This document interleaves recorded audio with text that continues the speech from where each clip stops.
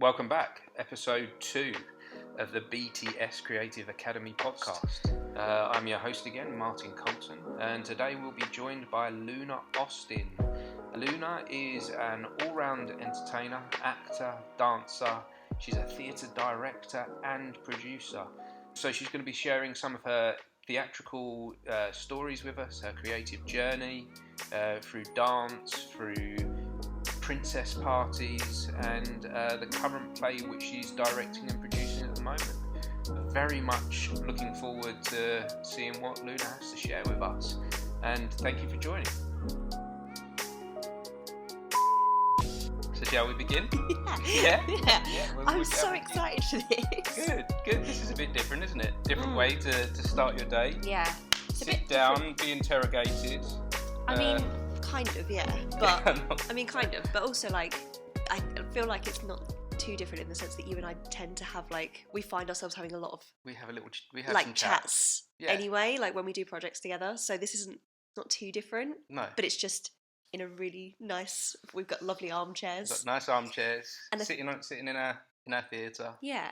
You know. And I think as well, like, we're actually planning to have a chat, whereas usually we don't. Usually it's just that we bump into each other randomly, or we're supposed to be working or we're supposed to be rehearsing, and we just start chatting, and then we suddenly go, we better do the rest of it now. It's been an hour. We should probably do something else. We should probably do our jobs.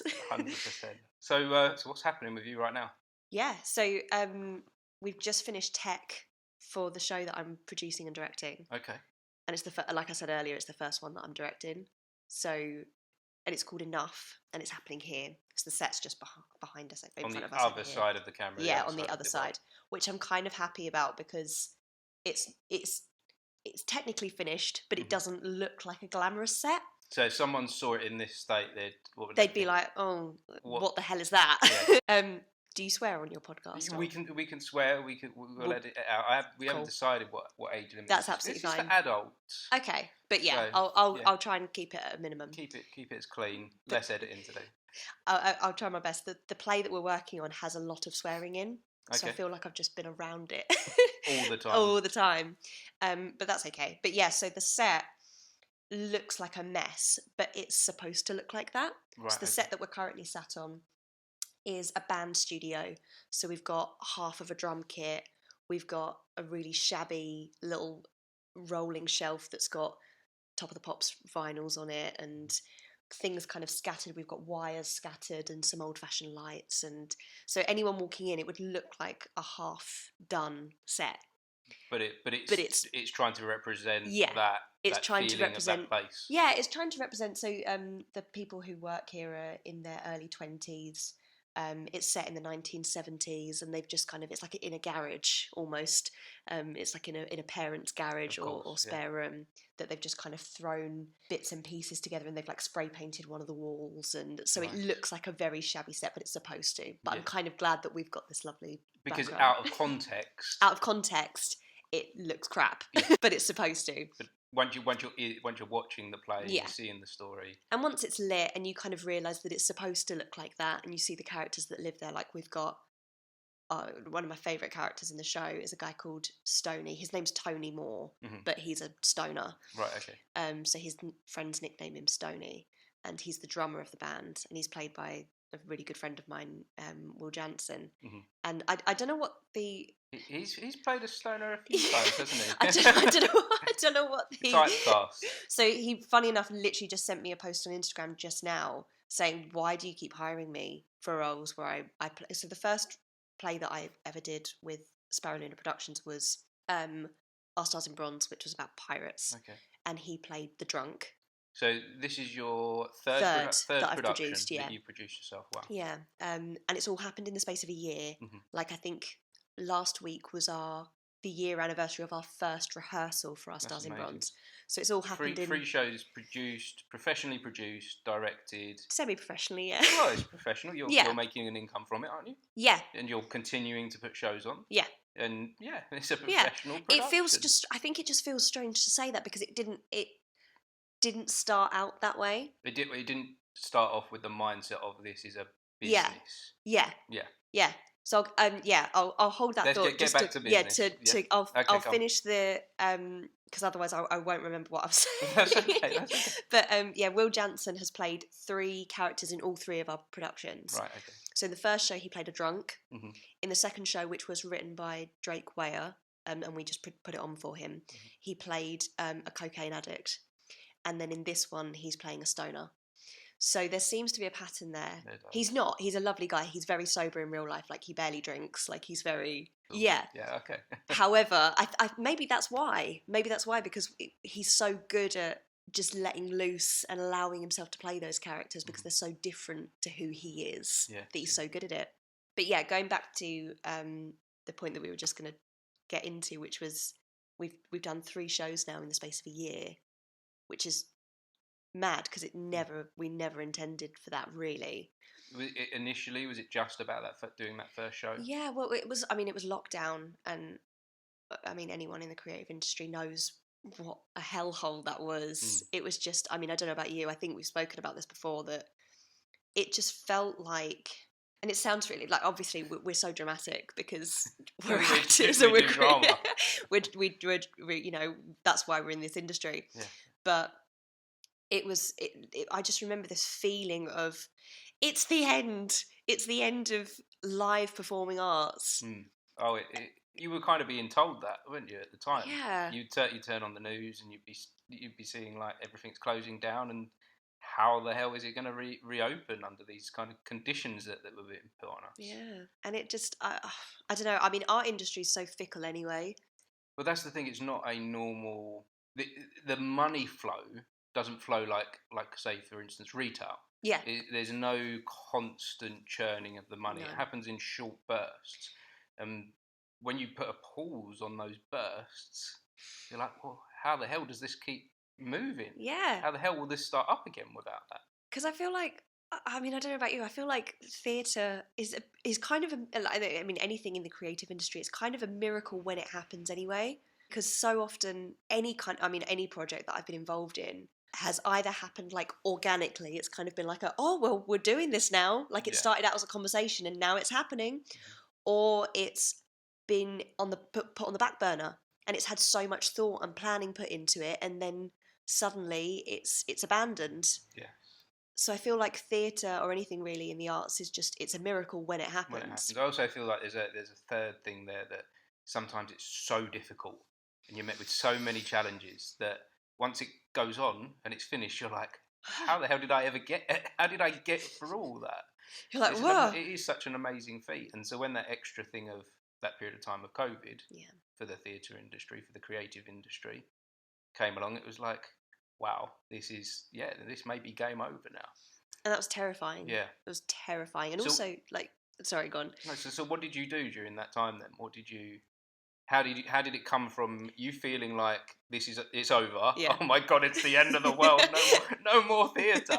To I'm going to start doing my own plays now, and I'm going to produce my own plays, direct them. I'm going to write them. I'm going to put them on and get people together, build a community. How did that go from the end to the beginning? How did that happen? It started out as quite a drunken conversation. So I'm sober. I haven't had a drink since I was 20, and I'm 25 now, so that's a good 5 years. And that's just because I didn't get on with alcohol.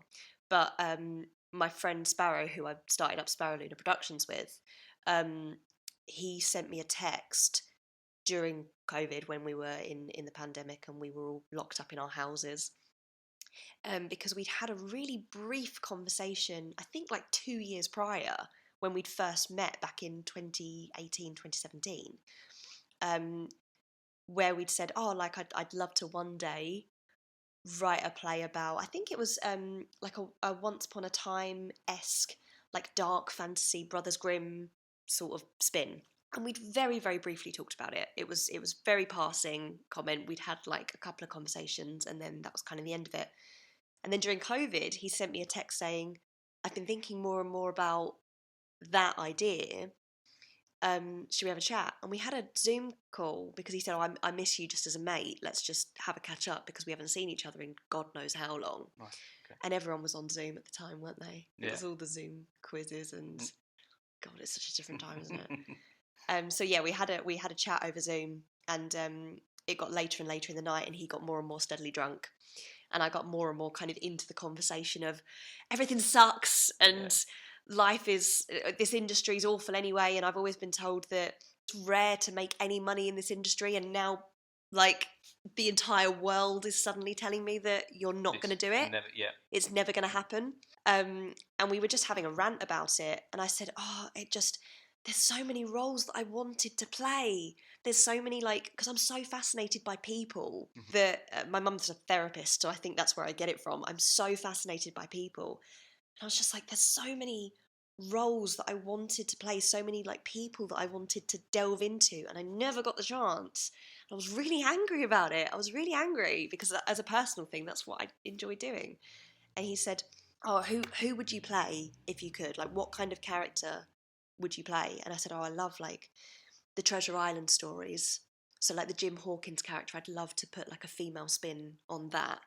Like, the rugged, downtrodden, but then builds their way up the ladder, and they're quite naive at the start, but they come out on top at the end. Like, I'd love to play like a proper hero's journey, but for a woman. Yeah, absolutely.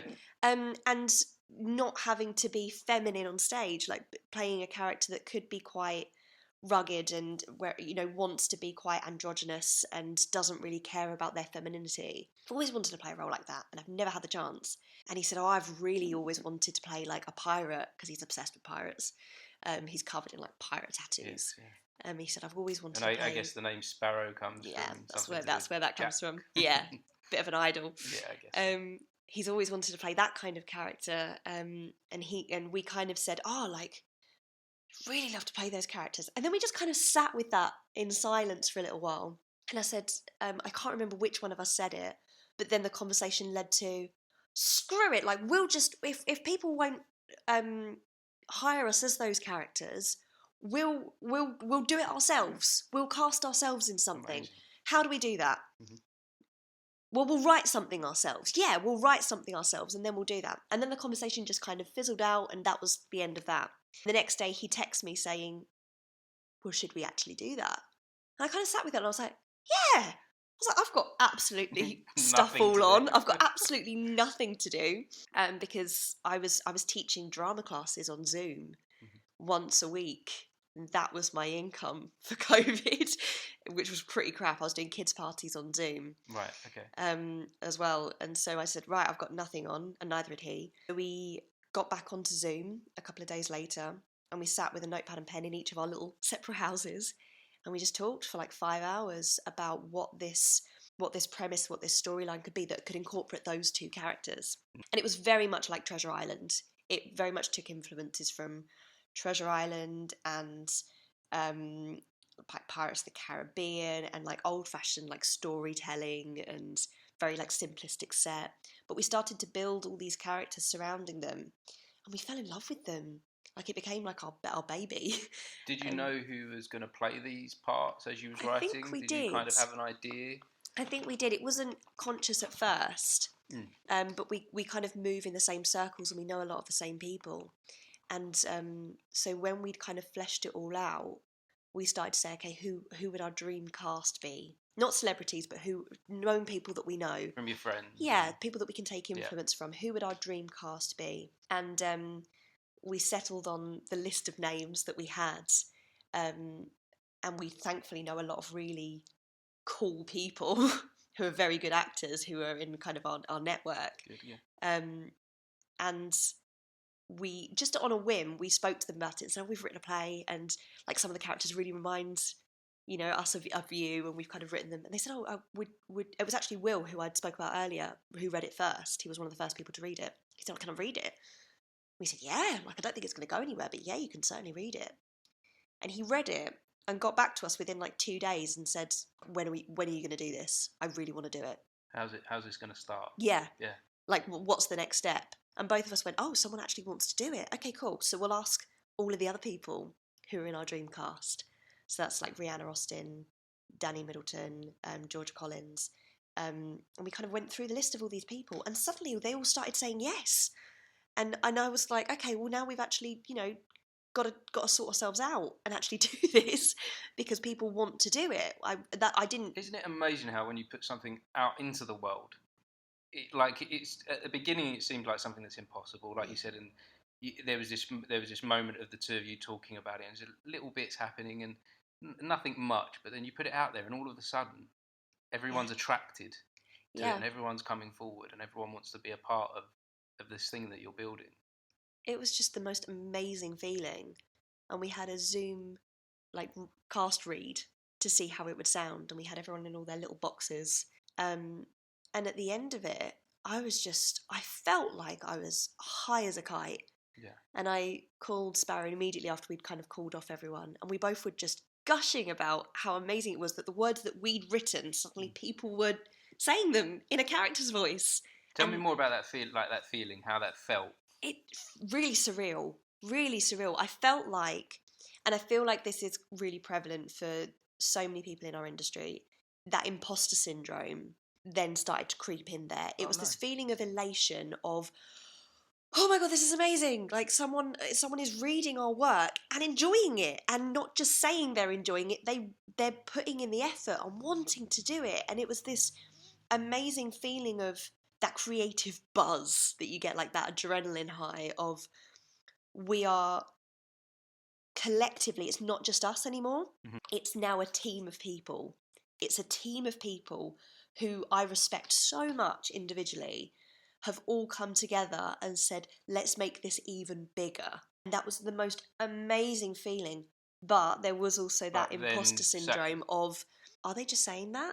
Like, to be polite? And also, part of me saying, oh, I didn't really write this.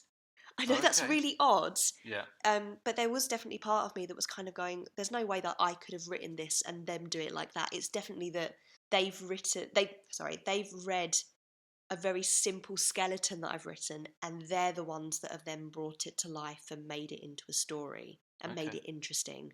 Without them, it wouldn't have been an interesting story. That was my thought process. So you were starting to look ahead negatively. Yeah. Everything was going really quite well. Yeah.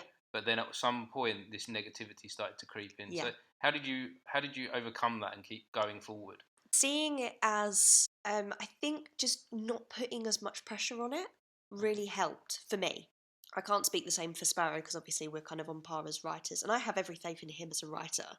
It was my parts that I'd written that I was doubting. I chose to see it as, we've done nothing for the past 12 months. This is something, and it's fun. Let's keep it fun and keep it creative. Let's not worry about whether or not it's going to turn a profit. Let's not worry about how many people are going to see it and whether or not they're going to enjoy it. I think I said... So was it that you... So it sounds to me like you started to remove the potential rewards. Yeah. So you started to say, all right, and you started to say, right, it doesn't matter if there's an audience. It doesn't matter if they clap. Yeah. It doesn't matter if no one pays any money to come and see this. It's just doing it. Yeah. Is that what got you past the worry? Definitely. And then I was able to see it as, I'm an actor and I miss acting and I miss being creative. This is a chance for me to do that. And I chose to see it just as that. You know, like I chose to see it just as, this is for you to get back on stage. Yeah. Anything else is a bonus. Nice. And I think I said, I've said to quite a few people, and I say it now as a piece of advice. I've started saying it as a piece of advice, which is, you know, it sounds really poncy, but like theatre is art in the sense that it's subjective. You know, some people will go and see a show and absolutely love it, and some people will see exactly the same show on exactly the same night and hate it. Yeah. And the piece of advice that I've started giving, because it helped me, is, okay, if one person feels anything from the show that I'm putting on, then it's done its job. Even if it's not that they loved it, if they felt anything, if they felt anger at a certain scene towards a certain character, or if they felt upset about a certain character situation, if they related to another character, or if, I mean, hell, even if the lighting made them feel a certain way in a certain scene, to me it's like, if one person has felt something, then it's done its job, in my opinion. Because that's, to me, what theatre is that you gather, I mean, it's weird as hell, isn't it? You gather all these people into, when you actually strip it down, you gather all these people, strangers who don't know each other, you pack them in a room, and then you say, okay, I know that life sucks a bit outside, but we're going to turn off the lights, and you're all going to just stare in that direction and watch other strangers behaving absurdly. Like if they were walking about in the street behaving how you do in theatre sometimes, you'd probably lock them up, or you'd call someone. You're going to watch people behave absurdly, and you're going to pay money to do that. You're going to pay money. In most circumstances, you're going to pay money. And then at the end, you're going to congratulate them for behaving absurdly. It's bizarre. It's weird. It's bizarre but beautiful. Yeah. Isn't it? It really is. It really is humans being at their... For me, it's seeing humans sometimes being at their best. Yeah. Doing that crazy thing. Okay, yeah, there are many other better things humans can do than get on the Saving stage lives and playing, but yeah, so there is something about that, that play, and that was a really beautiful way to put it as well. Really, really nice description of theatre, that is. It's just, I think I had a lot of time to think about it over COVID, and I was just thinking, why do we do this? Because it sucked. Yeah. And sometimes it sucks. Mm-hmm.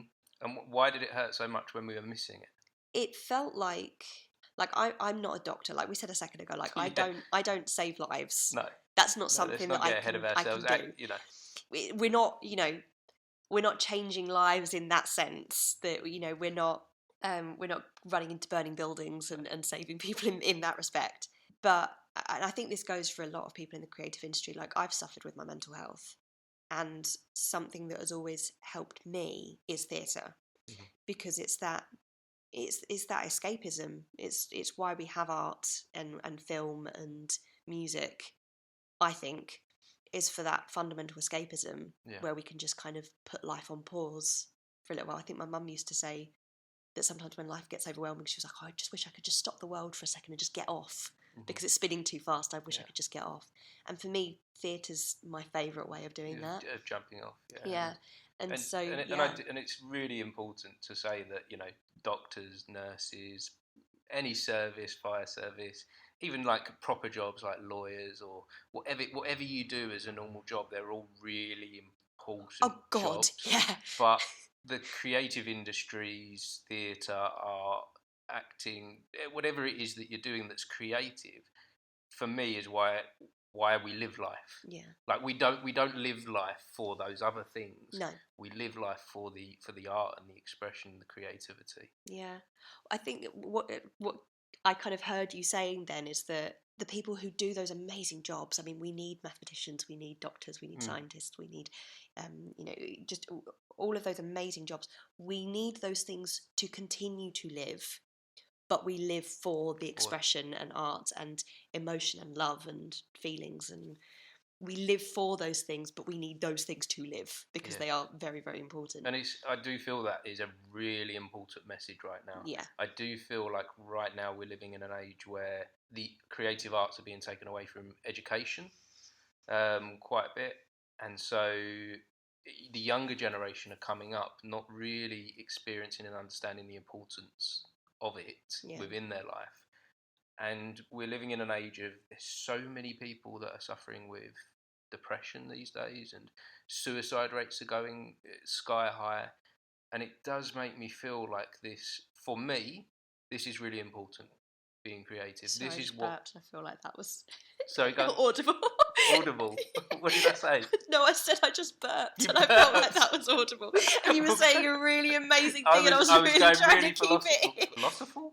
But yeah. Is that even a word? Philosophical? Now it is. It is a word. Philosophical is today's word. I might even call this philosophical. Do that. Episode 2. Philosophical. Absolutely. With a burp.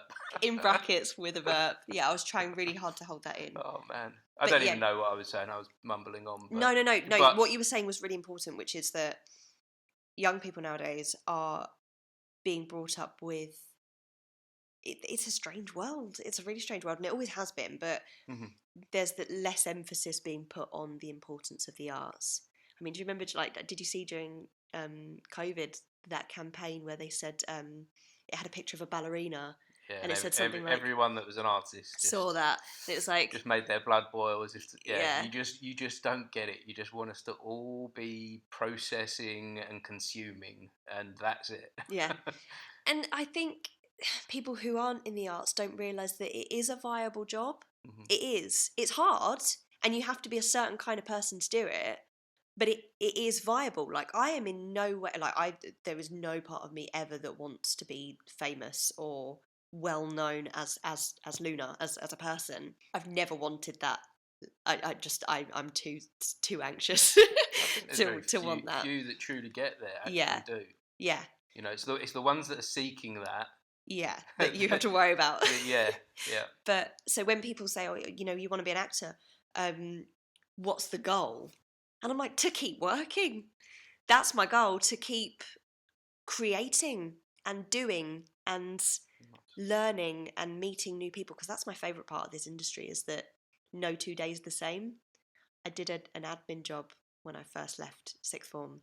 When I was 18, I did an admin job and I lasted less than 4 months because it was just it was just soul destroying. For me, the idea that I'd come in every day and be sat behind the same desk and do exactly the same thing every day. It was the same paperwork with a different name on it. And I'd just be filing it and inputting it into the computer. And I got to the end of the 4 months and I was like, I can't do this. I cannot do this. It was. Why did that feel so bad? It felt like I was stuck, and I couldn't see it going anywhere. I didn't really enjoy the boss that I was working for. She was very kind of like cutthroat and very like, you've done it wrong, no matter what you did. And also I was 18, like I didn't really know, you know, I was still getting used to the world of work, and I just feel like my skill set doesn't apply very well to that situation. Your skill set or you? To an extent, both, because I didn't really start acting properly until I was about 14, and then I realised that I was quite good at the environment surrounding it. So the hard work that goes into it, I mean, you know, it's weird and it is hard. I think a lot of people don't realise just how much hard work actors and creatives do put into things, because it looks like we're having so much fun, and we are, but also it's long days. So when I was 14, I started to do pantomimes and musicals and things with professional companies. And, you know, tech day, which is where you get into the theatre and you set up all the lights, would be a 12-hour day. You'd start at 10, you'd finish at 10, if you were lucky. Usually it would go on longer, but it would be at least a 12-hour day. And that's unheard of in kind of any other job, really, in any other like admin-y job. You have a 9 to 5 and you do your work and then you go home. And I found that I was quite good at keeping a positive attitude and putting myself into that work mindset when I got into a theatre. And I'm good with people. I like being around people, and being stuck behind a desk, I didn't see anyone all day. And you're being you within the environment of theatre. Yeah. You're doing what it's corny, you were born to do that. That's what you were made to do. And so you're living that, you're living your truth. And so it feels good. Yeah. Doesn't it, when you're living the thing that you're supposed to do. But when you're behind that desk and you're not there, it just felt alien to me. It feels bad, doesn't it? Yeah, it felt really alien.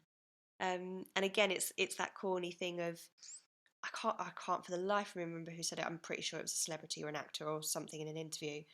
They were talking about this industry and how weird it is. And I think the phrase they used is, you don't do this job unless you have to. And I don't think they meant it in the sense of because you have to bring in the work because you don't earn enough money.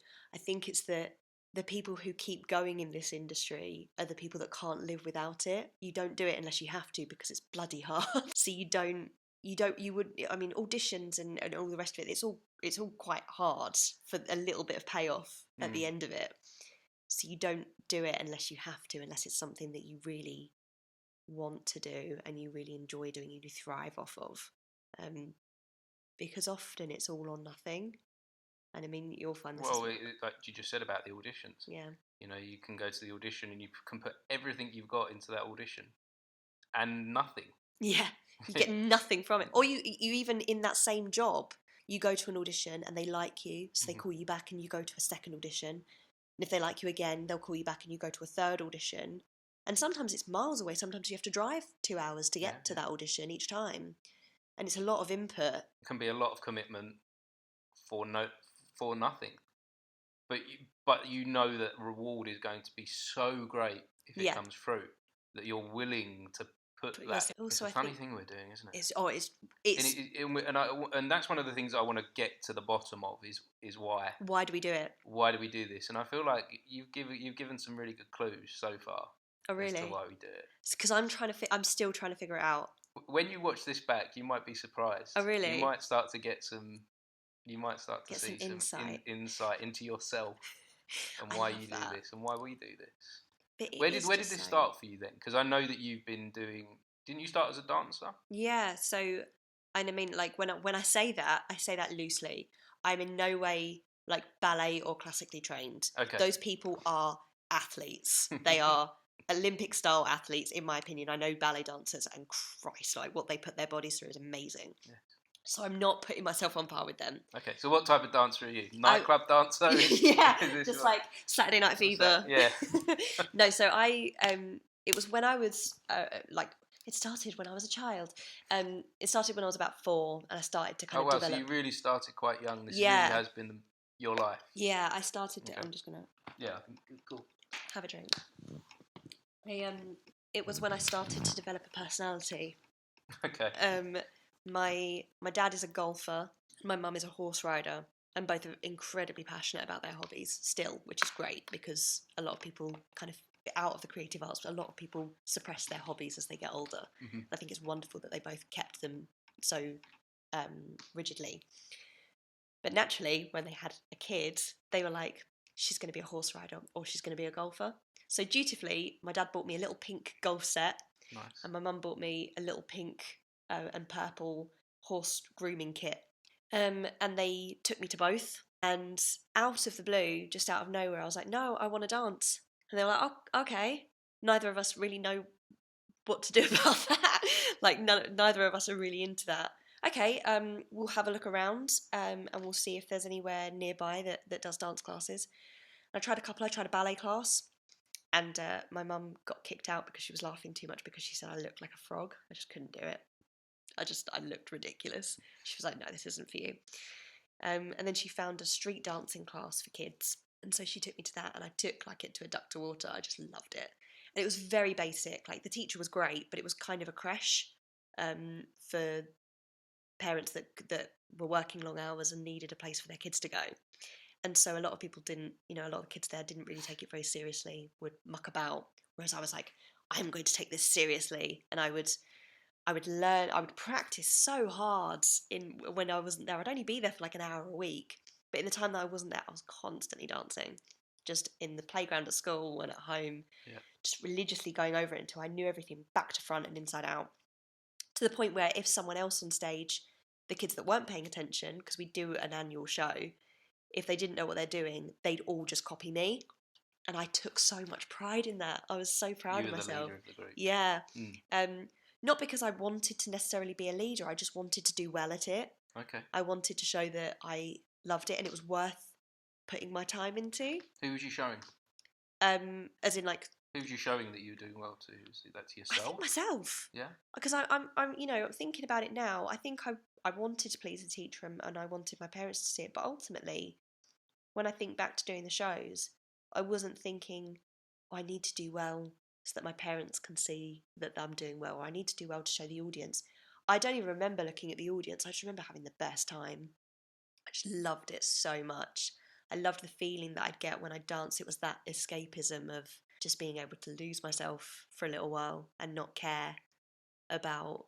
Because I was quite an anxious child. I was quite scared of everything. Okay. And I do wonder whether or not there's parts of me that are neurodivergent. I'm not going to say that I'm any which way, but I was very anxious as a child. I was very scared of everything, like loud noises, crowd parties. I just couldn't cope.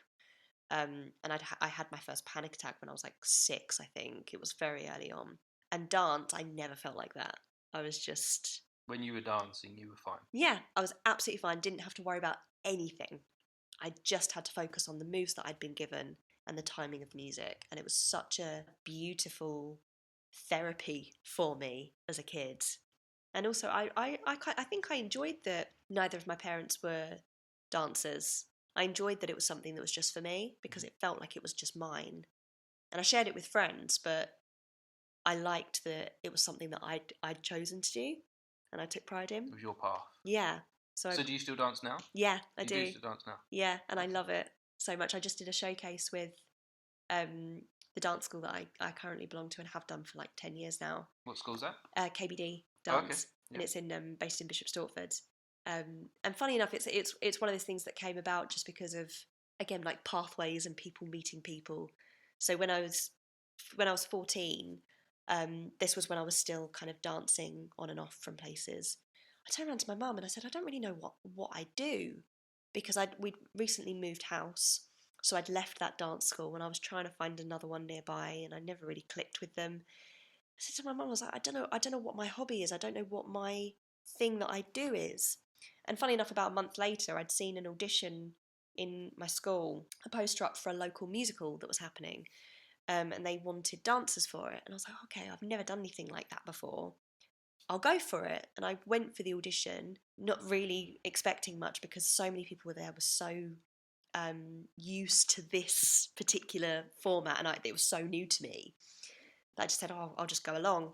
And they liked me, so I went to the next phase of the audition that day, and then the next phase, and then the next phase. And then it got to the end of the day, and they said, well, actually, we really like you. Would you like to audition for a speaking role? And that was like way out of my comfort zone. But I said yes. Something just propelled me to say yes. And I read for it without planning anything. And they said, oh, we really like the way that you read it. We'd love for you to play this small role in the musical. I was just like, what? It was so new to me, but all I knew is that it felt good. It felt really good. It felt like an extension of the dancing. It felt like an extension of that feeling. And through that, I then met the choreographer of that show, is Katie, who runs KBD Dance. Okay. And so I got to know her and work with her. And over the past 10 years or so, I just grown to love her as a creative. And so I joined her dance school, which felt like a family again. I was there kind of from the beginning. And now she's built up this amazing dance school that's got hundreds of students. And where do they teach? In Stortford, Bishop Stortford. Okay. And she teaches a whole range of classes ranging from like age 3. And it was supposed to be 3 to 18 until I turned 18. She was like, what do I do now? Yeah. And I said to her, I said, I guess this is my last showcase. And she went, what? Why? I said, because I've turned 18. She went, oh, don't be silly. So she raised it to 21. And then I turned 21. And I said, okay, I guess I'll see you. She went, don't be stupid. So now it just says 3 to adult. So you're there forever. So I'm there forever. So I'm there for as long as I want to be there, which is wonderful. Because, I am not one for going to the gym. I'm not very good at it. That's your workout. That's my workout. And it's a proper workout. But, but I feel like I have fun whilst doing it. Yeah. So I still dance. I don't do it professionally. Would you say it's still your therapy? You said in the early days it was your therapy. Definitely. Is it still that now? Yeah. It was funny. I had a back injury only about 2 months ago, where I'd slipped a disc in my lower spine. It was really painful. And so I couldn't dance for about 3-4 weeks. And I felt like I was going stir crazy from it. I didn't realise, because it'd been so long since I'd stopped dancing and had a break from it, that having a break for a month and a half, 2 months, I really missed it. I was still there. I still went to the classes and I still went to the rehearsals. I just stood there not dancing, which was really hard not to do. But I felt it mentally as well as physically. I felt myself physically not being as stretchy or feeling as good in my body, but mentally I really felt it. I really felt that loss of that therapy and that kind of release and detaching myself from anything else and just being able to let go. I really missed it. And it was only for about a month and a half, but I really missed it. Do you think it goes back to something, the dance, and like when we were part of tribes? Maybe. Do you think it's like instinctual? Do you think it's something like really deeply ingrained into us? That's what it feels like for me. I'm just going to Really? Yeah, it really does. When my favourite kind of dance is, there's lots of different types of dance, but there's one called contemporary. And Katie's very good at doing that kind of like, we call it earthy. And what that means is rather than being upright and straight and on your tiptoes, contemporary and pretty, it's heavy and it's a lot of stamping and throwing yourself around the stage and throwing your limbs around. And I love it because it feels like that tribal release that probably dates back to ancestors going way, way back into like our primal selves. But to me, that's my favourite kind of dance because I can just let go and just feel the music. And when I've got a group of people, a group of dancers on stage with me, it's really emotional. It's really emotional when you've got an amazing song and you're all collectively, it's choreographed, but you're throwing yourselves around the stage and just feeling it. There's this amazing connection that you all have to the music and to yourselves that just feels like unlike anything else that I've ever really experienced, which is, it's wonderful. It's wonderful. I think I've experienced what you're saying a little bit within a show, within acting, when you're in a state of kind of flow. Yeah. Is it flow? Yeah. Yeah, we're in like a flow state. I think you're right. And you're in that moment, you're in that thing with other people, and that's all that's going on in the world, and your mind is kind of clear of everything else, isn't it? That's exactly it. It's like you just, whether you've got an audience or not, it almost doesn't matter to you. Yes. You're just in it. But I think as an audience, you can tell when that happens because you feel it as something special. The audience become part of that as well. Yeah. And I've, I'm sure you have as well, where I've been a part of that amazing experience where you're an audience member and you can tell that you're witnessing something special. And it's not to say that the actors on stage are more talented than others that you've seen, or that there's anything particularly remarkable about the show. It's more that it's just a feeling of, it's almost like, sometimes my favourite feeling as an audience member is when you feel like you shouldn't be there. Is that feeling almost like you're intruding on something. Yeah, on something private. Mm-hmm. Yeah. Where you suddenly go, should we go? Should we go? I love that feeling as an audience member because to me it feels like I'm witnessing something secret and something that I love film and music, but I think that's what the beauty of theatre is that it is different every night. Well, I'd say with theatre, I'd say music when you're watching live music. Yeah. I'm meant pre-recorded, but absolutely, concerts and live music. There is something that barrier being taken away and a group of people together and everyone being in that same moment in time, isn't there? There's something about that that's special. It really is. It's just the most amazing feeling. And once you discover creating it, you don't want to stop creating it, do you? No. I'm sure you do as well. I love it when it doesn't happen every time, and that's okay. Yes. But when it happens, when you are performing on stage and you feel that moment where the audience are a kind of part of the play, they're kind of part of it. They're with you. And they're experiencing what that character is feeling. And I don't know what your process is like as an actor, but for me, it's like I take a bit of a backseat and the character takes over, but I'm still there. It's not like I forget myself and I come back and I'm like, oh, it's amnesia and I don't know what I was doing.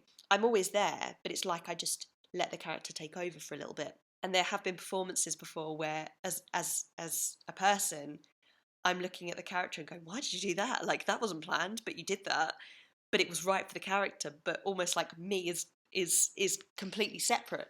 As a person, I love that feeling of when the character truly takes over and the audience is so in it and you're able to just kind of take a back seat and go, this is a really special moment where, like I said earlier, everyone's just gathered in a dark room and decided collectively to forget about the outside world for a little while and just feel whatever this person is feeling.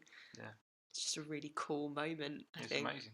So I also wanted to ask you about, so you touched on very, very briefly about being a princess sometimes. Yeah. You're sometimes a princess as well. Like, tell me about that. How does that work with you being into theatre and dance, and is that just something you do over a weekend? Dress up as a princess? Yeah, it's just my favourite thing is I don't do it as much anymore because acting's kind of taking over. Mm-hmm. But it felt like a natural progression that when I was 18, my cousin Rihanna started to get into it.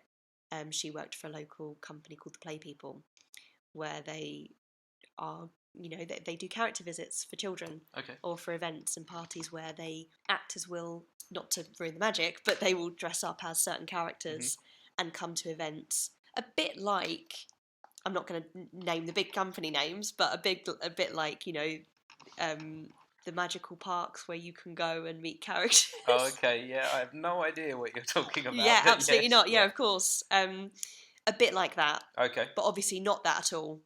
No. A bit like that, where kids can meet their favourite characters. And I saw it just as a kind of natural progression of, well, I enjoy acting and I have a lot of free time being a young adult, and it's a good way to earn money. I will go and do that. And so I contacted the lady Faye who runs the Play People and said, I really want to do this. I'm sick of my admin job. Please hire me. And thankfully she did. And it's such a, again, it's one of those things where it's bizarre.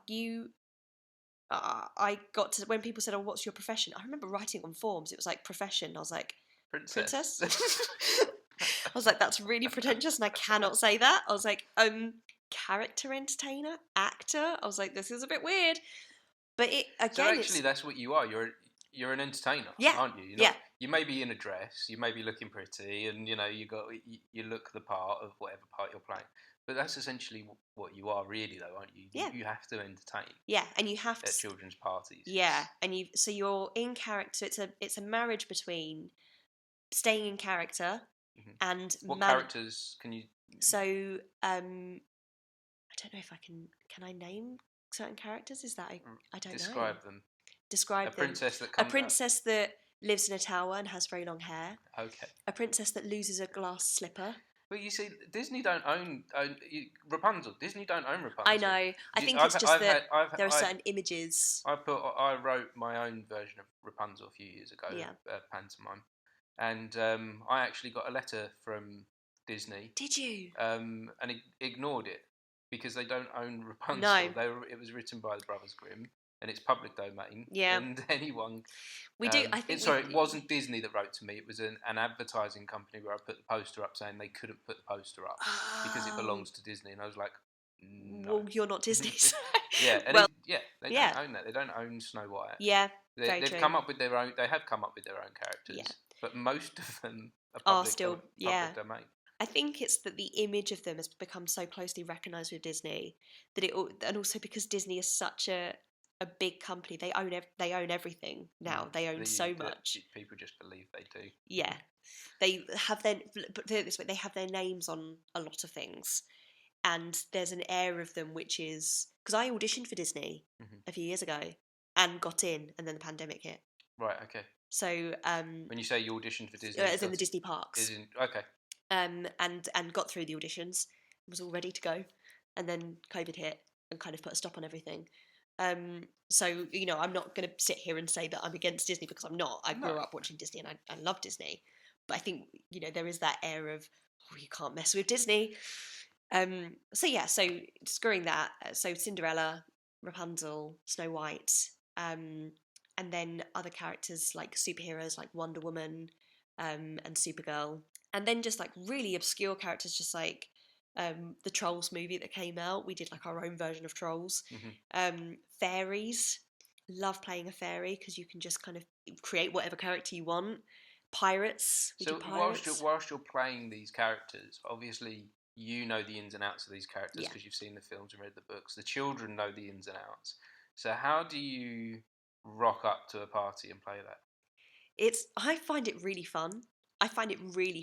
Because I mean, obviously, like it gets a bit tedious as you get older because now I'm 25 and I'm playing like a 15-year-old princess. Yeah. So there is that, and I've been doing it for a few years now. But it is the element of it. It is just play. It's organised play. So I rock up, I drive. And you have to be. It's quite hard for an adult to be willing to play as well, isn't it? Yeah. It's quite hard as us because for some reason we stop doing it, don't we? As humans? We do it when we're young. It's criminal. We're kind of taught to do it if we think about the process of like at nursery and primary school. But then as we go into secondary school and sixth form and university, it's kind of dragged out of us. Stop playing, and then you find yourself. Well, I try to do it. It's quite hard. Yeah. Well, it's funny you say that because even at 14. When I started to go into acting rather than just dance, when I spoke about earlier, in the first few rehearsals of that musical that I'd auditioned for, they kind of had to teach me to play again. And that was only at 14. They kind of had to teach me to... I think it's when we go through puberty and we start to care about what other people think. Yes. Is the way that I see it anyway. I mean, that's just my truth.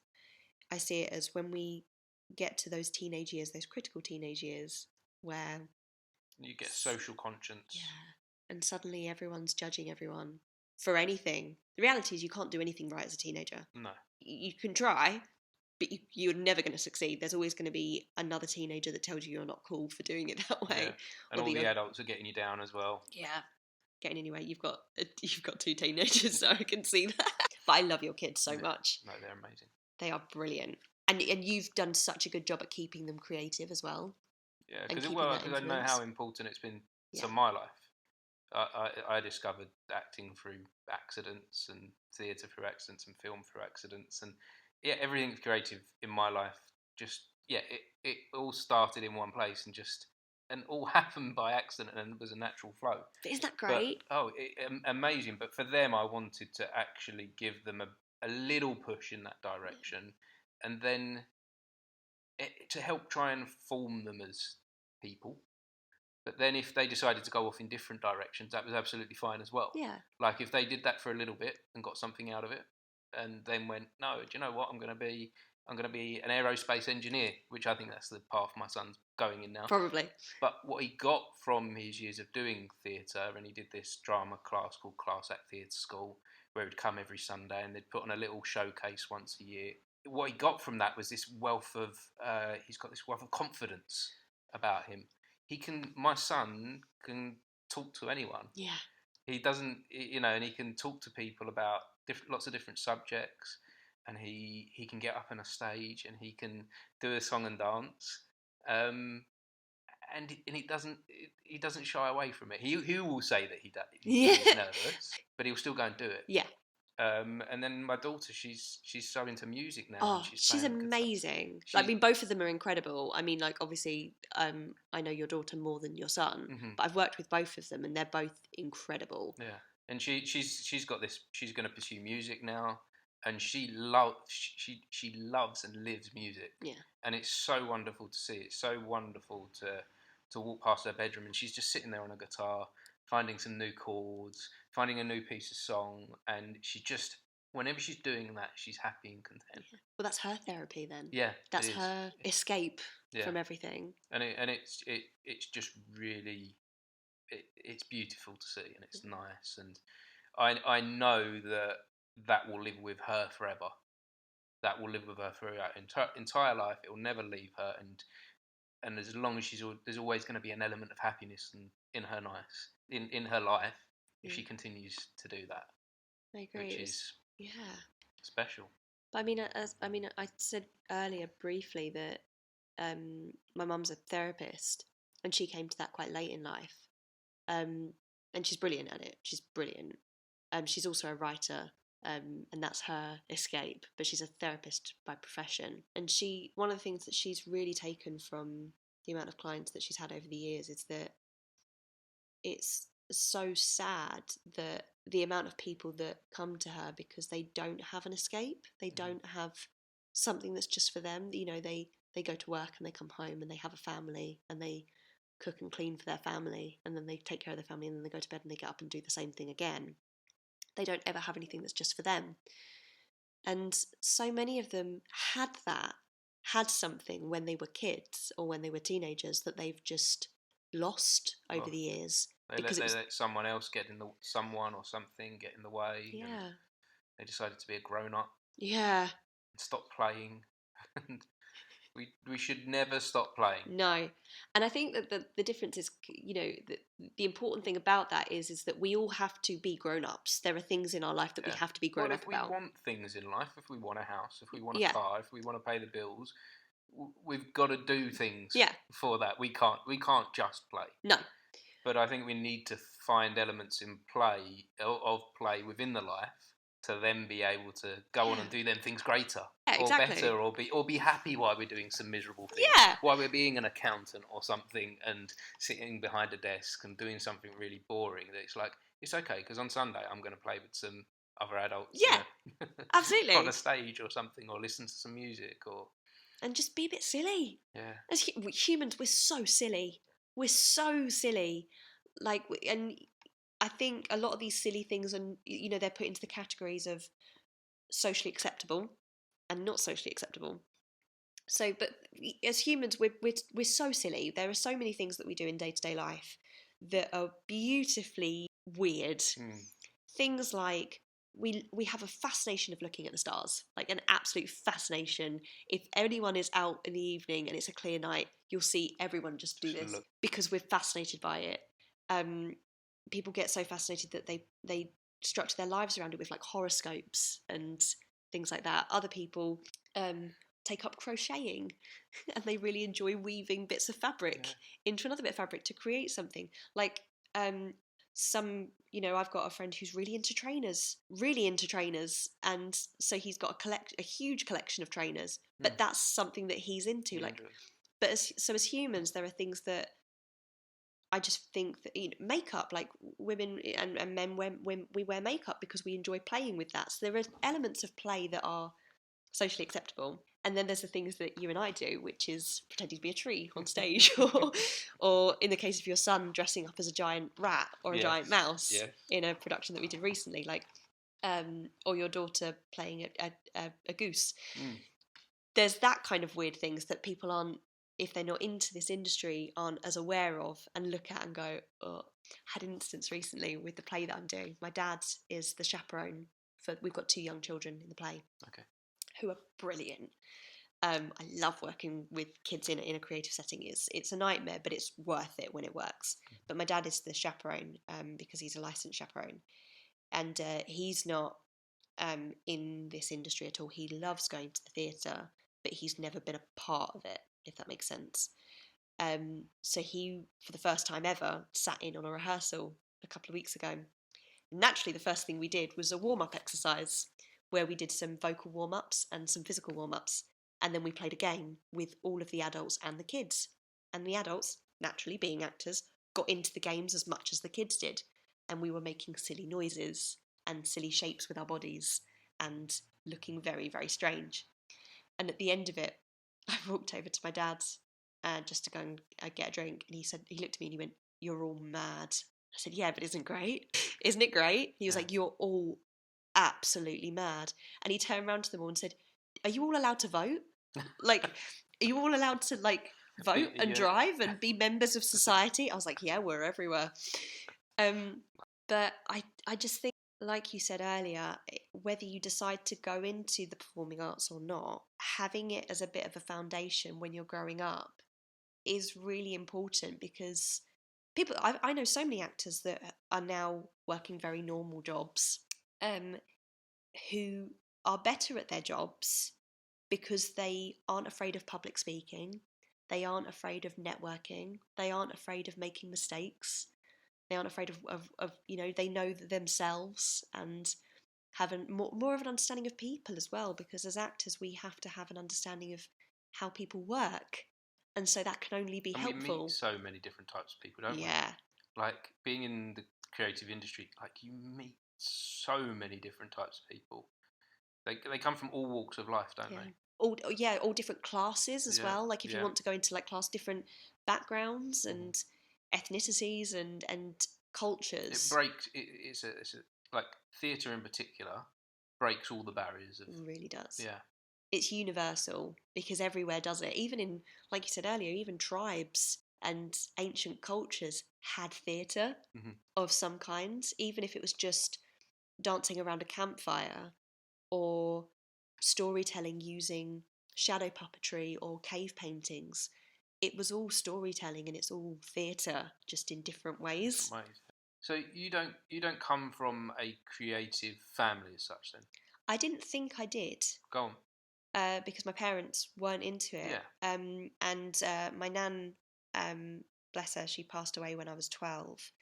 And we only really found out after she passed away that she was a dancer and she was an actress. And so I feel really connected to her whenever I do anything. I really feel like... So was that a hidden part? Yeah, it was a part of her that she was into when she was in her youth.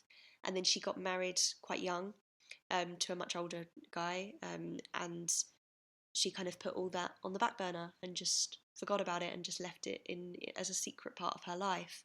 And we found she was in quite a few productions.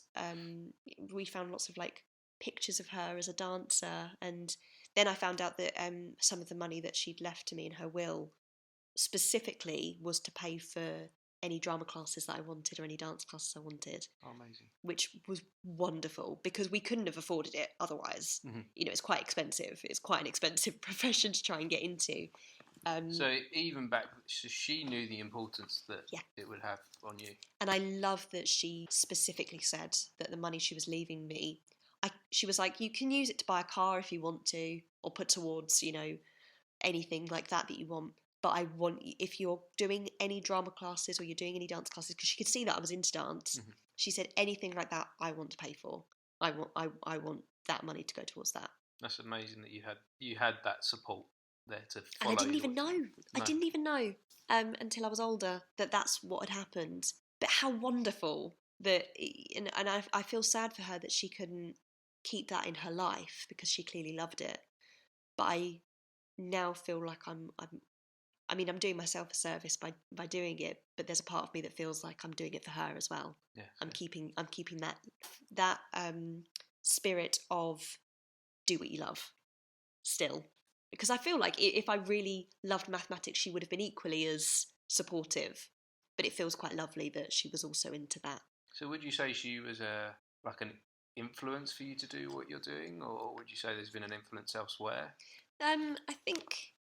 See, I don't know where it came from. When I said that I was 5 and I turned around to my parents and said I want to dance, I don't know where that came from because and my parents don't remember anyone in my life that was really influencing that.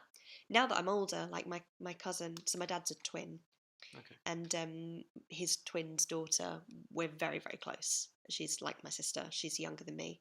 She's a phenomenal performer, far better than she gives herself credit for. And she's also a dancer. She's also a dancer and an actress, and she's a singer. She can sing better than I can. Okay. That's her triple. She's a proper triple threat, and she's wonderful, and she inspires me so much. Really? And so growing up, we influenced each other. We were the kids that would force our family to sit and watch us put on a play, whilst we hid behind a curtain and practiced for hours and hours on end for them to watch us perform a couple of dance numbers whilst hissing at each other that we were in the wrong places. And it was very much that. And that was a tradition in our family that for Christmas and birthdays and things like that, Rihanna and I would put on a show. And I loved that because it meant that I may not have grown up with an adult in my life that had that influence of introducing me to the arts, but we influenced each other. Every time I saw a show, I'd introduce her to it. And every time she learned something new at dance, she'd introduce me to it, and we kind of fed each other that information and kept that spark going. How does that feel to have someone that you've Wonderful, because we still act today. She's in the play that I'm producing. Really? Okay. Because she's been in all of your plays, hasn't she? Yeah. And there's the argument to be made that it's because she's like the little sister of the producer, but also she's really bloody good, and I wouldn't have put her in it if she wasn't. I would have just gently said, "Oh yeah, you can play a role on the side." But she's, yeah. How does she? You said she inspires you. How does she inspire you? She surprises me. She surprises you. Really, every turn she surprises me, and I need to stop being surprised by her. But every time I think that she's cracked a role and has brought something new about that character to life, or done something new on stage, or something done something that's moving, the next time I see it, she's topped it. She's gone a step further. And so what I mean by she inspires me is that by watching her act, it makes me, first of all, want to see more of her do that, and second of all, it wants me to give as good of a performance as that. Yeah. I'm like, you've done something really cool, teach me. Because she hasn't been professionally trained. She didn't go to drama school. She's just kind of tapped into that. She uses her eyes and her ears and her connections with people to bring characters to life. And she uses her own emotions. She's not afraid to bring her own traumas and emotions and feelings and memories into her character. She's not afraid, whereas I sometimes am afraid to let that bleed in. She's not afraid. She fully allows herself to bleed into her character, so that there's Rihanna and the character, and she allows her emotions and the character's emotions to blend so beautifully together. She's just fearless. She's really fearless. And I admire her so much for that, because I think sometimes if I have a difficult role, there's parts of me that try and hold back because it's scary. It's scary to give your all. Yeah, it's showing a lot of vulnerability, isn't it? It really is. And I think seeing her vulnerability on stage is what really inspires me more than anything, because it's like she's a warrior like me, and so I can see her trying to plan for every outcome until the moment when she steps on stage, and I can see her almost just go, screw it, and she just cuts her heart out on stage and leaves it for the audience to see. She just gives everything, and then at the end of it very timidly goes, oh, I stumbled, maybe I shouldn't do that next time. I'm like, are you joking? Like, that's what you're focusing on. Because she just gives everything. She just allows herself to pour all of her emotion into it, which is such a beautiful, rare thing that you don't always get. But so every time she does it, for some reason, I'm always surprised every time she does it. And I shouldn't be, because I should learn not to be so surprised by her anymore. Amazing. But that's what inspires me, is her vulnerability more than anything else, because I think, it's something that everyone can really connect to as humans, is that vulnerability. And it's not taboo, but it's something that a lot of people would shy away from. It's scary, isn't it? I think especially for... Because as soon as you're vulnerable, you're inviting the judgment. Yeah. Aren't you? Yeah. And no one really wants to be judged. No. I think that's the other thing, is that people think about actors is that we're almost like we don't care sometimes about being judged, because but we do. We really do. I think sometimes more than most. Mm-hmm. I think. But it's the moving forward anyway. Yeah. Isn't it? That's the beautiful part of it. Doing it anyway. I wanted to ask, actually, just whilst we're here. Yeah. Just on that note, because vulnerability is a really hard thing for anyone to do, but I think it's starting to be talked about more. It's a horrible thing for anyone to be vulnerable, yet it's more socially acceptable for women to be vulnerable than men, I think, from what I've seen. And some of the men in my life who are actors have said to me, and this might not be your truth at all, but I just wanted to kind of put it out on the table as something interesting to talk about, is that they've said that they enjoy acting because suddenly as a man they're allowed to be vulnerable, and it's almost praised. So on screen they can cry and they can act and they can show a lot of vulnerability, and then afterwards be their normal selves, and people praise them for it, because it's almost like, oh, well, that was just my character. Even if it was them as a person being vulnerable, they're able to then have that separation of, well, actually I was just... And that it feels easier for them to do, is what some men in my life have told me. I obviously won't name names, but I found that interesting. Yeah, that is an interest. That's not necessarily been for me. I felt very blessed with the people surrounding me, that I've never worried too much about being my true self around my family, around my friends. I know I've been blessed with family and friends over the years, of just mainly good people around, just decent people, that I've been able to be myself and do the things that I do. There's been some criticism, and there's been some judgment, but I could still continue to be me. So that's never been too much. Vulnerability hasn't scared me too much over the years, and from what I've learned from being on stage. Well, there you go. And the jobs that I've done, and I've done it so much now over the last 20 years that it's almost like, well, what's the word? Even at moments where I'm like, oh my god, I've got anxiety, I feel really bad, I just go, what's the worst that could happen? What's the worst that I've experienced so far? I'm still here and I'm still going forward and I still want to do this and I still get more out of being vulnerable than holding back.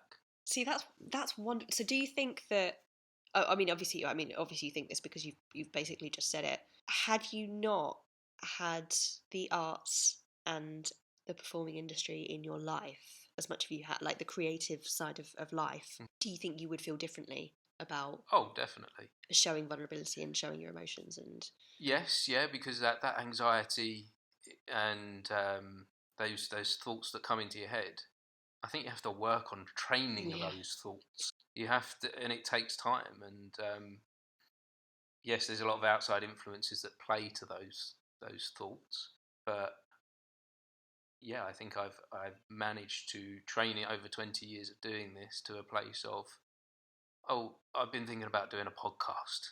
Oh, I'm going to get judgment for that podcast. People are going to listen to one sentence in there and pull it apart, and they're going to say, "Oh, Martin's not a good person. Oh, Martin can't pronounce this word right or do that." But does that really matter? Yeah. Like, there's all of that kind of commentary outside, all of that kind of spectator commentary. I would rather them do that and me continue to live my life and me do the things I get fulfillment out of than hold back because being vulnerable and waiting for these comments, and because they're going to happen. Yeah, regardless. Yeah, they're, like I say with this podcast, but there are going to be a couple of people that pull the podcast apart, and they pull apart the way that we're sitting, like the way that what my hair's done today, or like they're going to have comments. It's going to happen. But already on doing 2 episodes of this podcast, a journey is opening up in front of me. I think it's awesome. Like there is a new path is being created in front of me. There are connections opening up. People want to talk to me. People want to get involved with other creative things that I'm doing. And I'm like, why didn't I do this sooner? Yeah. Do you know what? There is an element of, actually, do you know what? Actually, it was pre-COVID, so this is like 4 or 5 years ago now. I did start to set this up, and I did like a very micro introduction to doing it. And a friend of a friend made a comment on social media, and actually at that time, that was enough to make me put it on pause. Yeah. But I look back at that and I'm like, what the fuck does that person know? It's just one person. That one person, what do they know? Yeah. And like I say, the paths that are opening up now, the different direction my life is going in for the rest of the next couple of weeks, the rest of this year, that being held back for those negative comments isn't worth it. It's mad, isn't it? But I totally get that, because I feel like I would have done the same thing. I feel like there were instances where I've braced myself to post something on social media about a job that I'm doing because I feel like someone's going to, and like, not even if someone comments on it, it's the perception that I have in my brain of someone's going to say something to another person in secret, in hiding, behind my back. Yeah. And it's bonkers why we care so much. And we kind of make up a story of the negative path we could go down. Yeah, before it's even happened. Before it's even happened, then we go, no, we won't do that. It's too much. I won't do it. Yeah. Catastrophizing kills creativity. It does. It definitely does. But as soon as you start the creativity, it opens doors. It opens doors. And I'm amazed in this past week how much progress with the other creative things that I'm doing has happened for a few conversations. It's amazing. It goes back to your first play. Yeah. It started with a conversation with Sparrow, and now you're on your 3rd production. Yeah. Your 3rd professional production that you're making an income from, and you're building a community. Yeah. It's just, and again, you had that negative talk. Yeah, we definitely did. And you know, I've had people that I've spoken to about a couple of the last 3 plays that we've done, who I used to care what they think, and they have made negative comments to my face about the last, 1 or 2 of the last 3 shows that we've done. I said, "Oh, why did you do that? Or why did you do this? Why did you do that?" And I found myself going to justify myself. and about to say to them, oh, because well, like, it's naivety, and it's I was just trying it, and like it might work, it might not. And now I'm just very much like, why do I care so much? Because it worked. What I did worked. Yeah, and those people with the negative comments or the comments that will hold you back, I've found they're always just the spectators. Yeah. They're never the ones that are doing it. They're never the ones putting on a play. Yeah. They're never the ones going to auditions. They're never the ones that are sitting there learning to play the guitar. They're the ones that are just sitting there. Someone actually said to me recently, it's like they're the spectators in a stand, sipping a cup of tea, dunking their biscuit in, and they're just watching you, and that is their life. Yeah. Whereas you're the one that's in the arena having the fun, enjoying it. And where would you rather be? Yeah. Would you rather be the spectator, or would you rather be the contributor and play? Yeah. Yeah. Yeah. The answer's just so simple, isn't it? The answer's just so simple. Isn't it? It's just strange how much it holds But back. how much it takes a lot of courage to go through that. It takes a lot of time to realise. Yeah, really does. But again, I think that just goes back to, if we have more of the arts growing up, it's not to say that we're teaching kids to be an actor, because it, like I said earlier, it's tough, and you shouldn't go into it unless you really want to do it. But having that influence growing up can only be a good thing, because it's just teaching kids that they can be creative, and they can take risks, and they can fail, and that it's okay to fail, because it means that the next time you do it, you might do it a little bit better, or it might send you on a different path. And that's very much what. So in the first episode of doing the podcast, when I did that with Jim, we was talking about that quite a bit. That doing this podcast, we're going to make mistakes. Yeah. I'm trying. One of the things that I wanted to get from this was try and interview other creative people to try and understand why it is they're doing what they do. Try and spread some knowledge and information, and maybe inspire. In some way, that other people, go forward and do the creative stuff that we do, because we know we get so much from it. But then I know we're going to make mistakes. I know that, I'm going to mumble, that mispronounce. On the first episode as well, I had 3 cameras running, and 2 of them cameras don't actually work, and things went wrong. But we're learning. Learning and doing, and progress. But that's part of it. You learn as you go, and that's the best way to learn. I think everyone learns differently. That's how I learned best growing up in school, is by doing it, and by failing, and by doing it again. Doing and failing. I don't know. Do you know what? I've come to love failing. Yeah, I think you have to in this industry.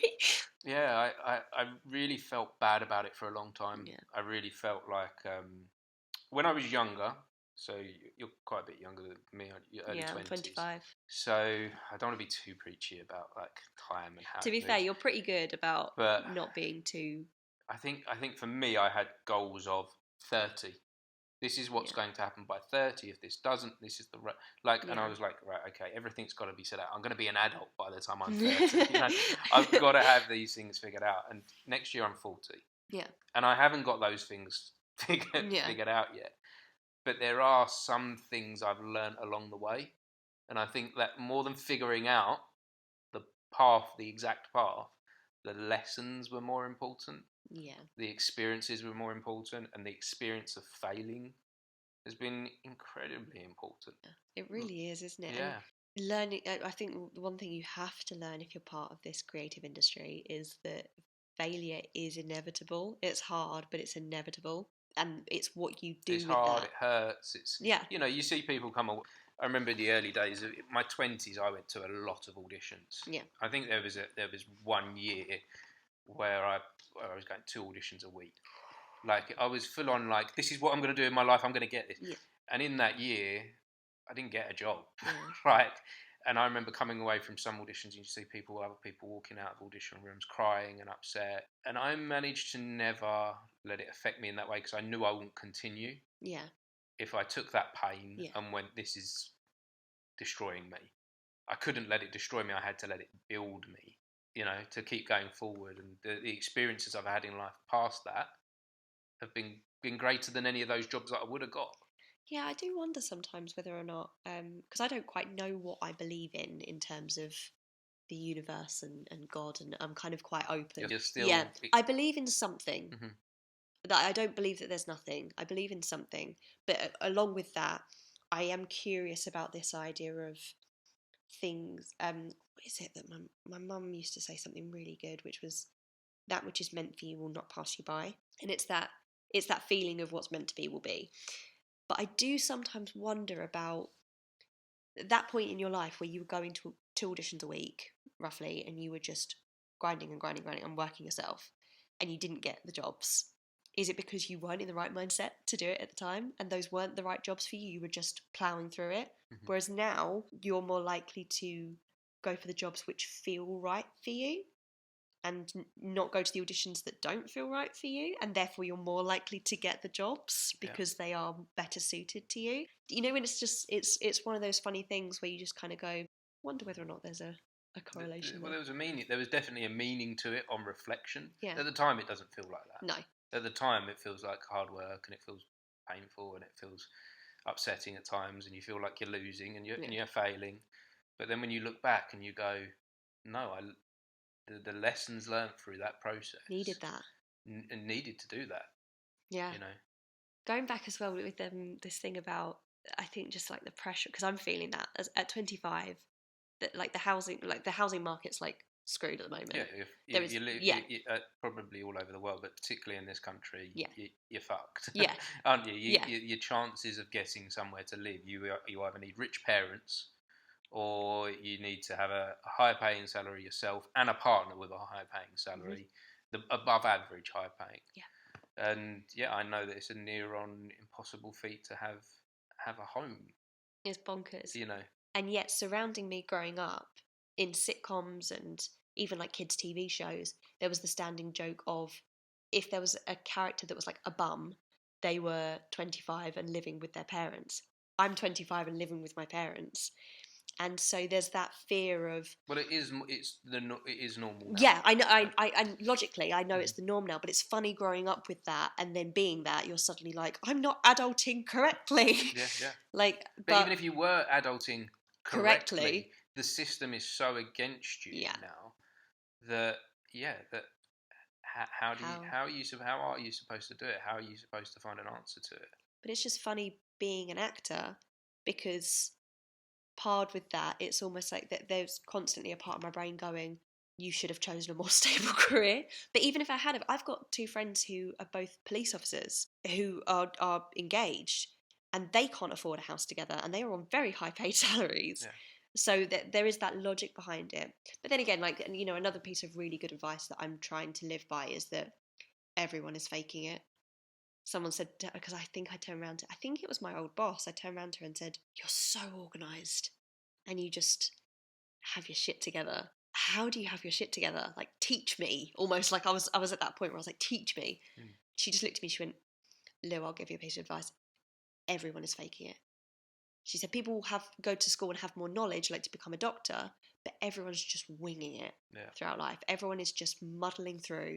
No one has a book with all the answers. No. Everyone is just figuring out. Potentially there's 2 different types of winging it. There's the winging it, you're trying your best at winging it, and the ones that aren't trying. I think you have to choose. I think there is potential, I might be wrong, but there's potentially a choice between trying to choose to do your best at winging it and just going along for the ride. Not.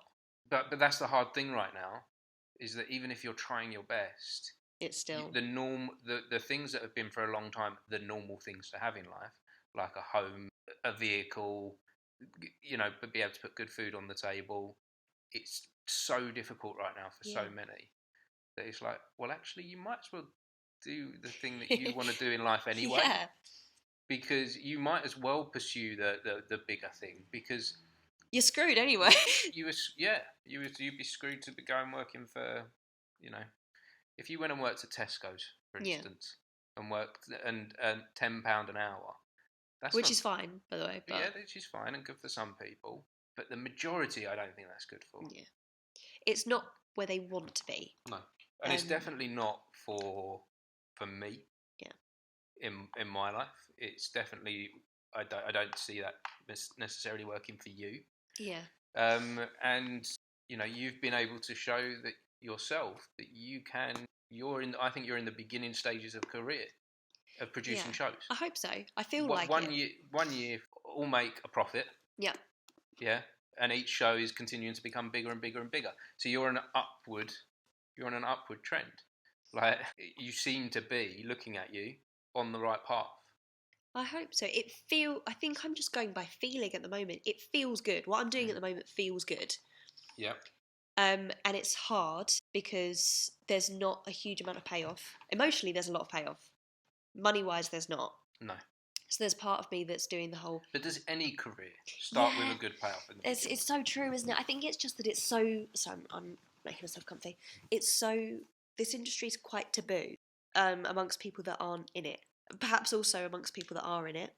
It's quite taboo in the sense that it's very much labelled as... It's the joke in a lot of films that if a character says, I'm going to be an actor, the parents go, oh, God... That's so unpredictable, and then they're never going to make it, and they're never going to be successful, and they're going to be washed up. And I get it because it's definitely a career that doesn't have a set path. You've got to be willing to be adaptable and just kind of go with the flow and see what happens when it happens. There's no way that you can really plan it as much, but it feels right at the moment. What I'm doing feels right. And it's hard work, but it's good work. I get home at the end of the day and I feel knackered in the best way. Yeah. And is that a bad place to be? No, not at all. No. And do you have any, year on year, day by day, do you have any regrets about what you're doing? No, I don't. There's definitely days where I'm like, I have nothing in my bank account and I need to try and figure out what I'm going to do for the next couple of weeks until I get paid from that job I did a month ago. So that's difficult. That's difficult. So there's parts of me that wish that I had more money in bank account, but ultimately I don't regret what I'm doing for a second because I can't imagine myself doing anything else. I can't imagine myself being happy at this stage of my life and doing anything other than what I'm doing because it's amazing, and I'm so grateful that things have just lined up as they have because like you said earlier, we get to work with the most incredible people in the most beautiful, like this is where I'm currently spending my week, is in here. Yeah. Like, what other job do you get to do that? It's a beautiful venue. I get to work with great people, creating a story, and at the end of it, having audiences come to see that. Also, the show that I'm doing is in aid of Mind in West Essex. So the majority of the profits are going towards Mind because that feels right. It feels important for this play. This play's a lot about mental health and how it was tackled in the 70s. So you're able to not only put on the show, which is a feat in itself, you're able to give back to a charity. Yeah, and it's that in itself, that everything else that I've talked about is worthwhile. But even if it was just that, just the fact that we've already been able to raise money and raise awareness for a mental health charity, even that is worth it. Just that, even if I didn't earn a penny from this. What made you... So you didn't do that on your other productions, did you? No. What made you decide to do that on this one? So it was a lot of influence from my mum who wrote the play. The play's... a couple of things have been changed, but the majority of it is a true story about her upbringing and her life with her brother. And so there are tiny parts of the story that have changed ever so slightly, but all of the hard parts of the story are true. And it centres around a young lad growing up in the 1970s, really struggling with his mental health, not receiving any help for it whatsoever, and it turning quite a dark path because he doesn't see any way out of it. And it's about the people that... It's not just him that it affects, it's showing that it's a much wider community that mental health affects. It doesn't ever just affect one person. It affects their parents, their siblings, their friends, people that they've only just met in passing in primary school or in the workplace. It affects all of these people in some way. And so it's important. I feel like, having suffered with my mental health as well, I just feel like it's such it's so important to have help available to those that need it. And quite often, the people that need it don't have the money to receive help, quality help. And I was lucky when I was in my teenage years. I was able to receive help from the NHS for depression and anxiety, and it was funding was already thin on the ground then, and that was over 10 years ago. Now it's even worse, and the funding has been cut severely since then. And the waiting lists at last count for a friend of mine was like 2 years, and she was a very severe case that needed immediate medical attention, and she was put on the back burner for a waiting list for a therapist and for therapy for about a year and a half, 2 years. And it's not good enough. It's not good enough. It needs the help is there, but the only way that it can be accessed is through funding and through money. And it's awful that that's the case, but that's the world that we live in. And Mind in West Essex is just one of many local branches that will provide not only the help for the person that needs the therapy, but also the wider surrounding community around them, like their family. And so the money from this play we've asked for it to directly go to help support not just the people that need therapy, but supporting their families around them as well, because often that gets overlooked. And this play really highlights that, how it affects the surrounding community. And so it was one of those things that just came quite organically and quite naturally, and it just felt right. It just felt right to do. And the moment that we contacted them, they've been brilliant. They said, yeah, we normally the fundraising events we get are like bake sales or, like car washes. This is so different. We'd love to. So they've been really on board about it. And so in our programme, we've got a page where if people are affected by the play or know someone who is, they can immediately access help from Mind, and we'll know exactly where the profits are going to as well, which is brilliant.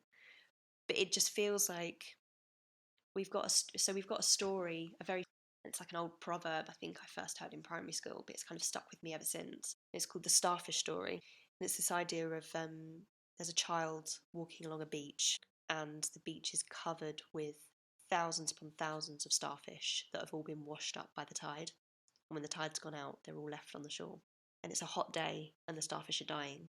And the child goes across the beach, looks at these thousands of starfish, and then just one by one picks up one, puts it in the ocean, picks up another one, puts it in the ocean, picks up another one, puts it in the ocean. And after a while, a crowd starts to form around this child. And eventually one brave soul kind of steps forward and says to the child, "What are you doing? I know you're a kid, but surely you can see that there's thousands here. You are never going to be able to get all these starfish back in the ocean. How can you possibly make a difference?" And the child just looks up, picks up a starfish, throws it in the ocean and says, "It made a difference to that one." And it's such an old cheesy proverb, but I think it's so relevant to the mental health industry that we've got at the moment, which is that if the money from this play, we're not going to change lives. We're not going to impact. We're not going to overthrow and change. But if the money from this play can go towards helping one person who needs it, like I said earlier, even if an audience member's moved by it, then it's worth it. If the money from this goes towards one person who needs to access help and wouldn't have been able to, and now can, then it's worth it. And that's one of the reasons why we're doing it. Is I love putting on plays, and it's fulfilling my creative need, but it's also doing more than that, and it's trying to do something. That really is beautiful. That's amazing, and that I love that about theatre, and I love that about creativity, that opportunity, what you can do there.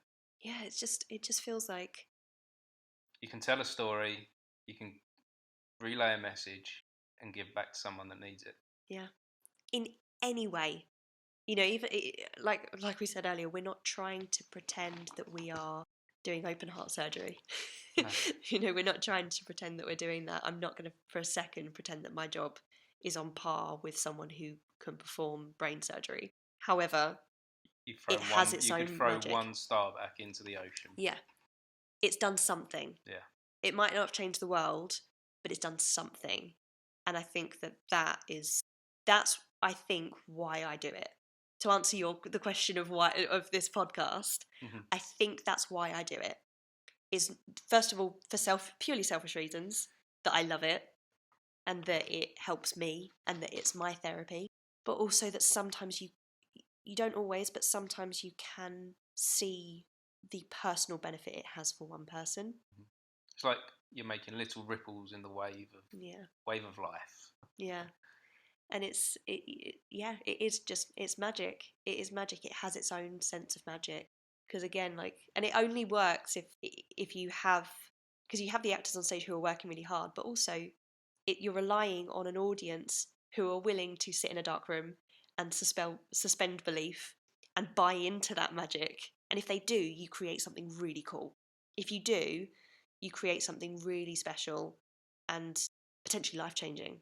But you have to, it's about getting that really lovely sweet spot. It doesn't always happen, but it's worth it for when you get that really lovely sweet spot where all of the actors are invested and the audience are invested and the wind is changing in the right direction and the sun is at an angle to the earth, and you get this amazing moment where, like you said earlier, you just lose yourself in that performance and you create something in that moment that is the fundamentals of humanity and feeling and emotion and vulnerability, and something cool can then come from that, whether you've inspired a person in the audience to get into theatre, or to maybe the character has inspired them to go and do that job interview that they were worried about doing, or even just get through another day. You've still done something to impact other people, and I think it's that impact is the reason why I do it. I think that's a perfect place to it feels like it, doesn't it? That's amazing that we've got to there. I'm so grateful for this chat, for this conversation. I've got. Do you know what? I've honestly sat here, and towards the end, I've got something from this. Good. I really so do, have I. and I really appreciate that. No, I'm. Thank you, but I'm like I said to you when you said to me, "Oh, would you fancy coming on it?" I was like, "Yeah." I was like, "Oh my god, he's asking me." We'll do this again. We'll come back. We'll revisit. Yeah. We'll watch this back. We'll review it, and we'll come back to this in a few episodes' time. And because there's something else coming up for you very soon, isn't there? That I wanted to talk to you about. So maybe the next time. Yeah. We'll talk about, what is it that we're going to talk about next time? Winnie the Pooh. Winnie the Pooh. Winnie the Pooh. Winnie the Pooh. Okay. Production of Winnie the Pooh. Yeah, I would love that. Yes, please. So that's what's coming next. Yeah. From Luna. Thank you so much. Like I've said to you before, though, I love working with you. Hand on heart, I genuinely love working with you. And the projects and the ways that we've worked together have only been brief, but I love working with you. And I'm sure we're going to work together. And so am I. Yeah. But so this is just another cool way that we get to work together. It is cool. Thank you so much. I appreciate you. Thank you. I appreciate you too. I'm going to give you a hug, actually. Thanks. I think there's some magic in there. I think there is too. So, that was Luna Austin. Thank you, Luna. I very much appreciated you joining me today. Some amazing insights into her creative life there. I very much look forward to having another conversation with her very soon. But in the meantime, if you'd like to find out more about Luna, have a look up on Instagram, Sparrow Luna Productions, for all the amazing things that she's doing. And I hope for you to join us again soon. Thank you.